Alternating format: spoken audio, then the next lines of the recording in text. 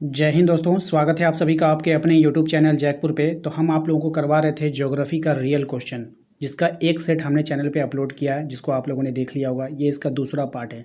दोनों पार्ट जरूर से आप लोगों को देख करके एग्ज़ाम देने जाना है, क्योंकि पहले पार्ट में भी 40 क्वेश्चन हमने करवाया था।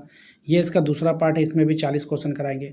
और दोनों क्वेश्चन जैक बोर्ड का क्वेश्चन है, ये किसी बुक का क्वेश्चन नहीं है, ये किसी मॉडल सेट का क्वेश्चन नहीं है, बल्कि रियल क्वेश्चन है जैक बोर्ड का। आप देख पा रहे हैं कि यहाँ पर आपको लोगो भी मिल जाएगा क्लास 11 का। तो ये जैक बोर्ड का क्वेश्चन है, तो उसको पूरा वॉच करके जाइएगा। यहाँ से बहुत सारे सवाल आपके एग्जाम में रिपीट होता हुआ दिखेगा। ठीक है। साथ ही साथ यदि आप हमारे चैनल पर पहली बार विजिट कर रहे हैं, सब्सक्राइब कर लीजिए, घंटी वाले आइकन को प्रेस कर लीजिए, ताकि आने वाली हर एक वीडियो का नोटिफिकेशन आपके मोबाइल पर जाए। इसके अलावा इसी वीडियो के डिस्क्रिप्शन में आपको व्हाट्सएप ग्रुप का लिंक मिल जाएगा, उसको जरूर से ज्वाइन कर लीजिएगा, क्योंकि वीडियो को नोटिफिकेशन तो जा नहीं पाएगा। तो हम लोग व्हाट्सएप पे आप लोगों को वीडियो अवेलेबल करवा रहे हैं। ठीक है, तो आप लोग उसको जरूर ज्वाइन कर लीजिएगा। चलिए शुरू करते हैं। सबसे पहला सवाल है कि निम्नलिखित में से किस विद्वान ने भूगोल शब्द का प्रयोग किया था, यानी ऐसा कौन सा विद्वान था जिसने सबसे पहले भूगोल शब्द का प्रयोग किया था। तो वो विद्वान था आपका इरेटोस्थेनीज, ऑप्शन नंबर 2 हो जाएगा।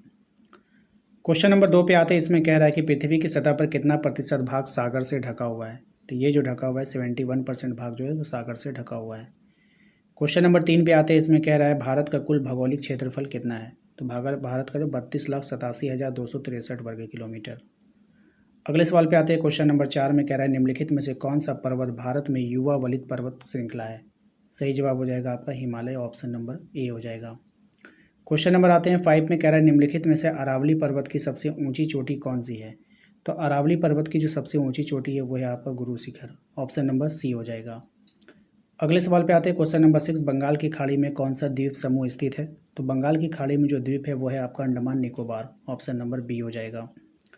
क्वेश्चन नंबर आते हैं 7 में कह रहा है निम्नलिखित में से कौन सी नदी अमरकंटक से निकलती है। तो कौन सी नदी अमरकंटक से निकलती है। तो नर्मदा नदी, ऑप्शन नंबर ए हो जाएगा। क्वेश्चन नंबर आते हैं हम लोग 8 पे। इसमें कह रहा है निम्नलिखित में से कौन सी नदी को बिहार का शोक कहा जाता है। देखिए, बिहार का शोक कहा जाता है कोसी नदी को। ठीक है, दामोदर नदी को बंगाल का शोक कहते हैं। तो दोनों बात आपको याद रखनी है। क्वेश्चन नंबर आते हैं 9 में। इसमें कह रहा है मृदा का सर्वाधिक व्यापक और सर्वाधिक उपजाऊ प्रकार कौन सा है। तो ये हो जाएगा आपका जलोढ़ मृदा, ऑप्शन नंबर ए हो जाएगा। नेक्स्ट है आपका निम्नलिखित में से कौन सा देश क्षेत्रफल में भारत से बड़ा है। तो ऐसा कौन सा देश है जो क्षेत्रफल में भारत से बड़ा है। तो वो आपका चीन। ठीक है। पृथ्वी के सबसे ऊपरी परत को क्या बोलते हैं। तो पृथ्वी के सबसे जो ऊपरी परत है उसको हम लोग भूप्रपट्टी बोलते हैं। सभी सवाल देखिए कितना सिलेक्टेड सवाल है, और सभी छोटे छोटे इंपॉर्टेंट सवाल एग्जाम में आते हैं आपके। ठीक है। क्वेश्चन नंबर 12 पे आते हैं। भारतीय मरुस्थल को किस अन्य नाम से भी जाना जाता है। तो भारतीय मरुस्थल को जाना जाता है थार मरुस्थल के नाम से। ठीक है, ऑप्शन नंबर बी हो जाएगा। क्वेश्चन नंबर आते हैं 13 पे। इसमें कह रहा है पृथ्वी पर जीवन निम्नलिखित में से लगभग कितने वर्ष पहले आरंभ हुआ है। तो पृथ्वी पर जो आरंभ हुआ था वो 3.8 बिलियन वर्ष पहले आरंभ हुआ था, ऑप्शन नंबर डी हो जाएगा। क्वेश्चन नंबर आते हैं 14 पे। कह रहा है कि किस ग्रह को लाल ग्रह भी कहा जाता है। तो कौन से ग्रह को लाल ग्रह कहते हैं। तो मंगल ग्रह को लाल ग्रह के नाम से जाना जाता है। क्वेश्चन नंबर 15 आपका ज्वारीय परिकल्पना किस विद्वान ने प्रस्तुत किया। तो ज्वारीय परिकल्पना को प्रस्तुत किया था आपका, ऑप्शन नंबर है जेम्स और जेफरीज ने, ऑप्शन नंबर ए हो जाएगा। क्वेश्चन नंबर आते हैं 16 में। कह रहा है पृथ्वी का प्राकृतिक उपग्रह क्या है। पृथ्वी का जो प्राकृतिक उपग्रह है वो है आपका चंद्रमा, ऑप्शन नंबर सी हो जाएगा। क्वेश्चन नंबर आते हैं 17 में। कह रहा है भूकंप के परिमाप को कैसे मापा जाता है। तो भूकंप का जो परिमाप है इसको मापते हैं हम लोग सिस्मोग्राफ के द्वारा, ऑप्शन नंबर डी हो जाएगा। ठीक है। क्वेश्चन नंबर आते हैं 18 पे। कह रहा है पृथ्वी की आंतरिक परत का निर्माण हुआ है, किससे हुआ है आपको बतानी है। तो निकेल लोहा के मिश्रण से हुआ है, ऑप्शन नंबर डी हो जाएगा। अगले सवाल पे आइए। क्वेश्चन नंबर आपका कहता है अल्फ्रेड वेगनर ने महाद्वीपीय प्रवाह का सिद्धांत कब प्रस्तुत किया। तो ये जो प्रस्तुत किया था वो प्रस्तुत किया था आपका 1912 में, ऑप्शन नंबर सी हो जाएगा। क्वेश्चन नंबर आते हैं हम लोग 20 पर। कह रहा है विशाल सागरीय भाग को वेगनर द्वारा क्या नाम दिया गया है। तो ये जो दिया गया है वो पेंथालाशा दिया गया है। ठीक है, ऑप्शन नंबर बी हो जाएगा। क्वेश्चन नंबर आते हैं 21 में। कह रहा है हिमालय पर्वत संबंधित है किससे। तो हिमालय पर्वत जो है टेथिस सागर से संबंधित है। क्वेश्चन नंबर आते हैं हम लोग 22 पे। कह रहा है वायुमंडल में ऑक्सीजन की जो मात्रा है वो कितनी है। तो वायुमंडल में जो ऑक्सीजन की मात्रा है वो 20.95% है। वायुमंडल की सबसे ऊपरी परत क्या है। तो वायुमंडल की जो सबसे ऊपरी परत है वो है आपका क्षोभ मंडल, ऑप्शन नंबर ए हो जाएगा। पुरानी जलोढ़ मिट्टी को क्या कहा जाता है। जो पुरानी जलोढ़ मिट्टी होती है उसको हम लोग बांगर बोलते हैं, और नई जलोढ़ मिट्टी को खादर बोलते हैं। दोनों बात याद रखिएगा। किस नदी को दक्षिण की गंगा के नाम से भी जाना जाता है। तो दक्षिण की गंगा के नाम से हम लोग गोदावरी को जानते हैं, ऑप्शन नंबर बी हो जाएगा।